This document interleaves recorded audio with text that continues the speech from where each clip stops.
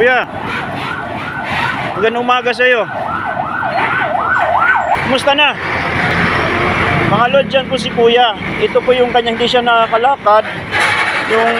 Yung parang karito na yan ang nagsisilbi niyang paa. Wala ba kayong wheelchair, Kuya? Kapit na ba kayo dun sa presidente ng PWD sa pinagbuhatan? Kaibigan ko po yun. Gusto nyo ilapit po kayo sa kanya para mabigyan kayo ng wheelchair. Ano ang pangalan nyo? Ano? Dete? Apelido? Titignan ko kung may magagawa siya, no? Kasi namimigay ng wheelchair yun eh. Nakalmusal ka na? Sana matulungan kayo ni sinasabi ko sa iyo, presidente ng PWD, kasi hindi kayo mahirapan pa naka-wheelchair kayo, Kuya. O sige, bibigyan kita ng pagkain mo, ha. Sa mga lods, abutan natin siya ng kaunting. Ayaw niya na magpabili ng pagkain. Bigyan na lang natin siya ng pagpabili niya ng pagkain mamaya.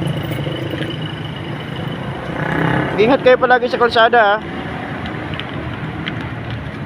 O yan, o. Bili mo ng pagkain, ha.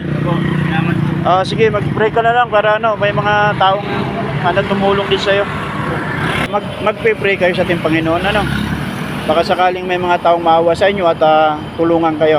Yung mga taong nakakaluwag sa buhay, tulungan po kayo. Salamat, Kuya, ha. God bless you. God bless you, Kuya. Ingat.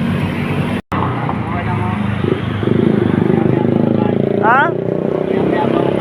Kayo nang bibili ng pagkain nyo, bibigyan ko kayo. May kantin dyan eh. Dapat kumakain kayo dahil magkakasakit kayo niyan. Mga lods, ito po si Kuya.